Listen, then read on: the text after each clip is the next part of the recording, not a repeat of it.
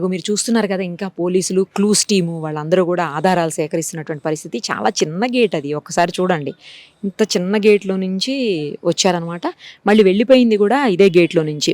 ఇంకోటి ఏంటంటే డౌన్లోకి మీకు రెసిడెన్షియల్ హౌసెస్ కానీ, అంటే ఆ ఏరియా కానీ, రెసిడెన్షియల్ ఏరియా కానీ, లేదు అంటే హౌసెస్ కానీ ఏమీ లేవు. ఒక పార్క్ ఉంది, ఆ పార్కులో నుంచి బయటికి వెళ్ళిపోవటం ఈజీ అనుకుంటా. అందుకనే ఈ దారిని ఎంచుకున్నట్టున్నారు మేబీ. ఫ్రంట్ నుంచి వస్తే మొత్తం అంతా రోడ్డు ఉంది, ఇళ్ళు ఉన్నాయి, అన్నీ ఉన్నాయి కాబట్టి కష్టం అవుతుందని చెప్పేసి ఈ దారిని ఎంచుకున్నట్టున్నారు. చూడండి, అంటే రెక్కీ చేశారు అని చెప్తున్నారు కదా పోలీసులు, అది నిజం. రెక్కీ చేయకపోతే వాళ్ళకి ఏది ఎక్కడుంది ఏంటిది కూడా తెలియదు.